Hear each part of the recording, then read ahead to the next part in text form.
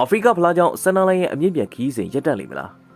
လာမယ့်ဒီဇင်ဘာလ21ရက်ကနေဇန်နဝါရီလ18ရက်ထိကျင်းပမယ့်အာဖရိကဖလားပြိုင်ပွဲဟာပရီးမီးယားလိအသင်းတွေအတွက်ရိုက်ခတ်မှုကြီးမားပါတယ်လီဗာပူးအသင်းကအဓိကတိုက်စစ်ကစားသမားဆာလာကိုအာဖရိကဖလားပွဲရောက်ချိန်တိုင်းသုံးခွင့်မရလို့နစ်နာချိန်တွေရှိခဲ့မှုပါတယ်လက်ရှိရာသီမှာမန်ယူအသင်းလည်းလီဗာပူးလိုမျိုးဒုက္ခကြုံရနိုင်ပါတယ်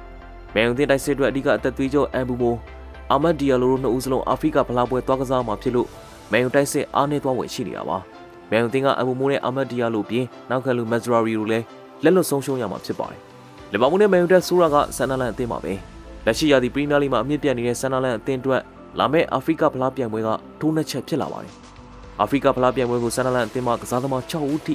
သွားကစားမှာပါအဲဒီကစားသမား6ဦးကလက်ရှိရာသီပရီးမီးယားလိမှာဆန်နာလန်အသင်းအတွက်အဓိကတောက်တိုင်လို့လည်းဖြစ်နေတာပါမော်ရိုကိုအသင်းကွင်းလယ်လူထဲပြီးမိုဇမ်ဘစ်အသင်းနောက်ကလူရိုင်းနက်ဒိုဘာကီနာဖာဆိုအသင်းတိုက်စစ်မှုဘာထရန်ထရာရီကွန်ဂိုအသင်းကမာဆူဝါကီဆာဒီကီစသူတို့ဟာဆန်နာလန်အသင်းအတွက်အားထားသူတွေဖြစ်ပါတယ်စီနီဂေါအသင်းကွင်းလယ်လူဒီယာရောကိုလည်းလက်လို့ရမှာဖြစ်ပေမဲ့သူကဒဏ်ရာကြောင့်ဆန်နာလန်အသင်းအတွက်ပွဲထုတ်ခွင့်သိမ့်မရလို့စိုးရိမ်ရအောင်သိမရှိပါဘူးဆန်နာလန်အသင်းကရှင်းနေကြဝေးကွာနေတဲ့ပရီးမီးယားလိရင်ခွင်တွေကိုလက်ရှိရာသီကြားမှာပြန်လည်တိုးဝင်နိုင်ခဲ့တာပါ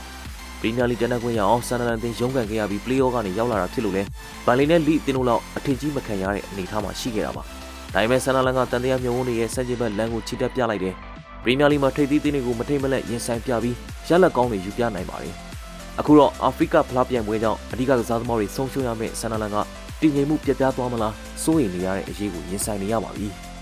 M9 Sport မှာတင်ဆက်ပါတယ်ဘောလုံးနဲ့ပတ်သက်ပြီးစိတ်ဝင်စားစရာကောင်းတဲ့အကြောင်းအရာတွေကိုစူးစမ်းတင်ဆက်ပေးနေတဲ့ကျွန်တော်တို့ page ကို like and follow လုပ်ပြီးတော့အားပေးဖို့လည်းမမေ့ပါနဲ့တော့အားလုံးပဲရှင်လန်းချမ်းမြေ့ကြပါသည်ခင်ဗျာ